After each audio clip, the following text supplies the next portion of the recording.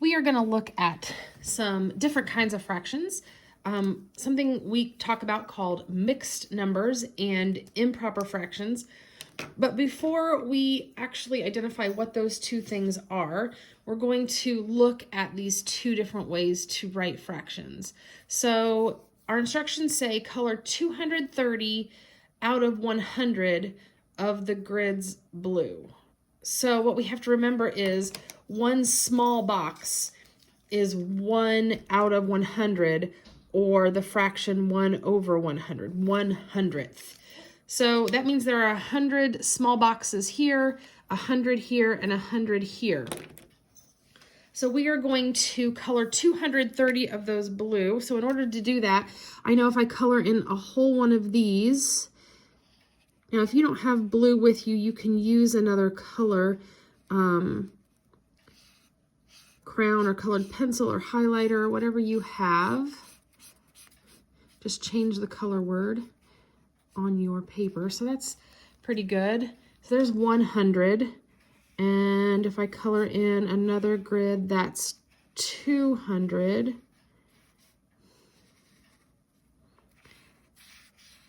So we want to do this neatly, but it doesn't have to be perfect. Like that.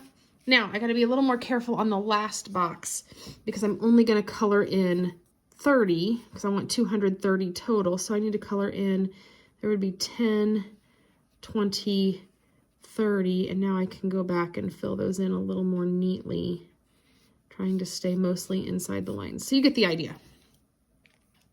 So how many complete boxes did you color? Well, I colored 2 complete boxes. And how many partial or small squares did you color? So I colored 30 out of 100. So another way to say 230 hundredths is 2 and 30 over 100, or 2 and 30 hundredths. And then I could even simplify that down to 2 and 3 tenths. So 2 different ways to write the value of this image is 230 over 100 or 2 and 30 hundredths. So in these 2 different situations, we have one fraction where the top number, the numerator, is larger than the bottom number, the denominator. In the other scenario, we have one whole number paired with a fraction where the top number is smaller than the bottom number, the way we traditionally see a fraction. So we're going to identify these 2 types of fractions. So first we're going to start with an improper fraction. So pause this video, use your Chromebook, and look up a definition for improper fraction, and then come back when you're done and check that definition with what we have. Okay, hopefully you found a definition. So we're going to say an improper fraction is a fraction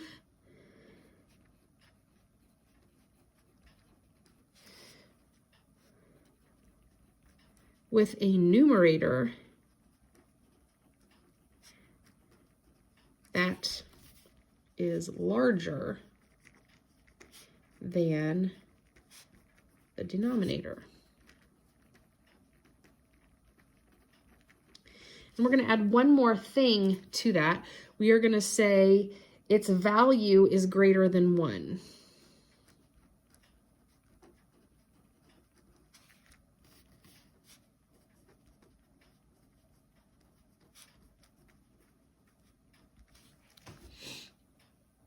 So we can see from this picture our example of our improper fraction. So this is the improper fraction right here. So I can even draw an arrow to that one. We can see from our picture that this is worth more than 1 whole. This is 1 whole. So this is actually worth 2 and even a little bit more. So an improper fraction is a fraction, any fraction, where the top number is bigger than the bottom number, which makes its value greater than 1 whole. A mixed number is a whole number and a fraction written together.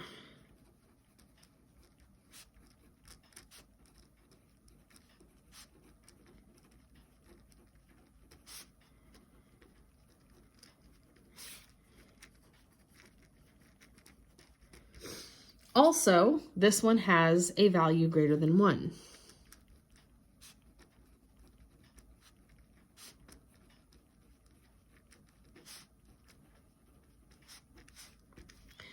So this right here is our example of a mixed number.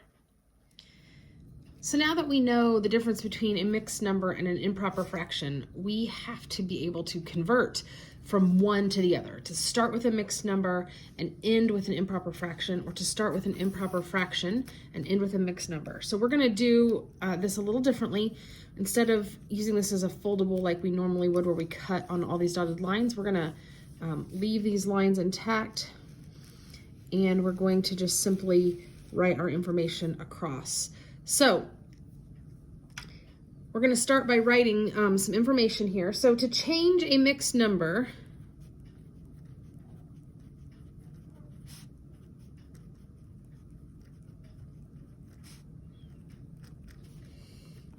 to an improper fraction,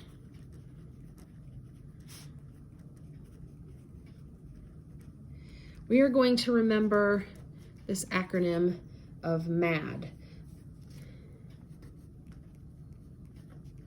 So the first thing we do is we multiply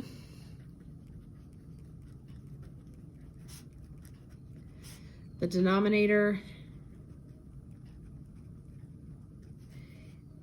and the whole number.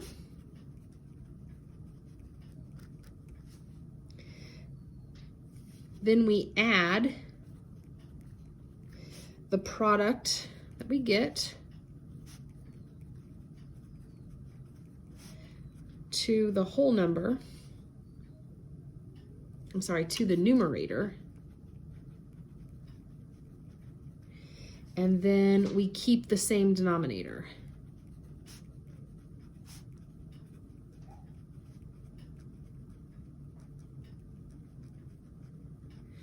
So M-A-D. Might also hear us refer to it as the backwards C, and I'll show you how we do that. So if I give you the mixed number, let's say 2 1/5, we're going to use this MAD, and this is where the backwards C comes in. We kind of work from the bottom and make our C the other way. We start by multiplying the denominator and the whole number. So we would say 5 times 2, and 5 times 2 is 10. And then we're going to take that 10 and we're going to add it to the numerator. 10 plus 1 is 11. And that is my new numerator. Then my denominator stays the same. So my denominator was 5 here. It's going to stay 5 over here. Let's do another one. 3 2/3. I'm going to go that backwards, making our C backwards. And so we're going to start by multiplying the denominator and the whole number. So we're going to multiply from here to here. 3 times 3 is 9. And then we're going to add that 9 to the numerator. 9 plus 2 is 11. And then the denominator stays the same. If you need to go back and rewatch those, you can rewind that video and kind of see how I did those. But I want you to go ahead and try one on your own. I'm going to give you a mixed number that you're going to change to an improper fraction. So I'll give you the mixed number. Let's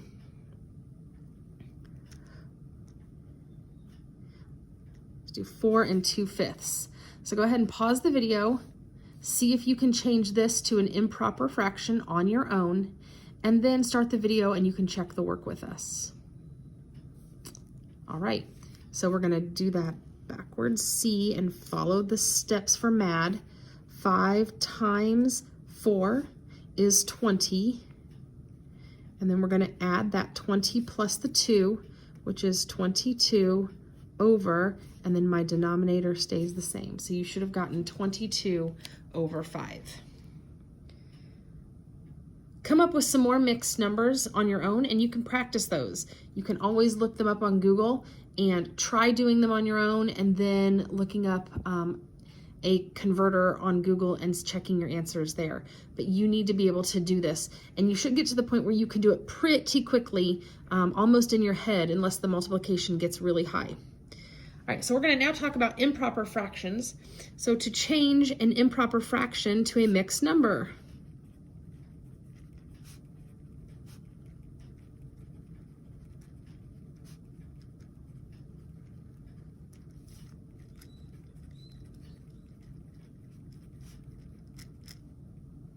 Okay, this is pretty simple because we know that a fraction is always a division problem. Apologize that that's off to the side. So we are simply going to divide the numerator by the denominator.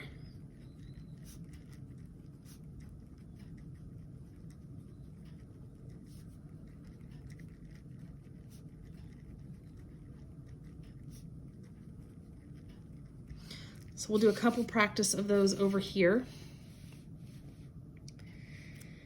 So if I start off with the mixed number, let's say 12 over 5, I'm going to treat that like a division problem. 12 on the inside, 5 on the outside. 5 goes into 12. Well, 2 times is 10, 3 times is 15, so that's too much, so we're going to use 2. 2 times 5 is 10 with a remainder of 2. And if you remember all the way back to our division unit, we learned that this number here becomes the numerator and the denominator again stays the same. So the 2 is my whole number right here. This 2 is my top number and my denominator stays the same, 2 and 2/5. Let's try another one of those. About 6 over 5. Let's use 5 again. So I'm going to write my division problem. 6 on the inside, 5 on the outside.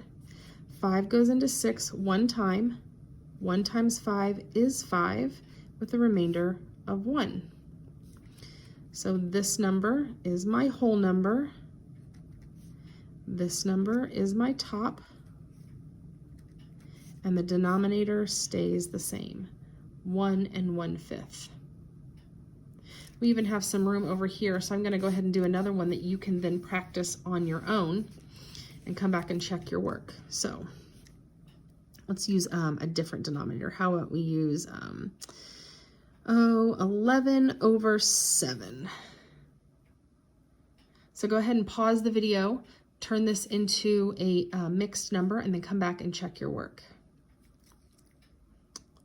Okay, so we're going to divide 11 divided by 7. 7 goes into 11 one time. 1 times 7 is 7. And then we're going to subtract and get 4. So this top number right here, this is my whole number. This is the top, or the numerator, and the denominator stays the same. The denominator from here is still the denominator from here, 1 4/7. Hopefully you did well on that one. Let's try one more because we have some space. And how about we go with 24 over, let's do 6. This will be an interesting one.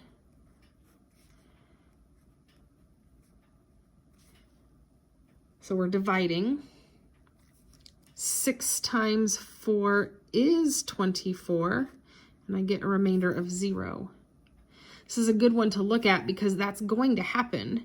And when that does happen, all I'm left with is this whole number. And I could say 0 over 6, but I don't need to do that because that just means there's nothing left over. So really my final answer is just 4. All right, you can go ahead and do a few more of these on your own. Come up with your own improper fractions and try to convert them into mixed numbers, and you can find a converter on Google that will then give you those answers for you to check.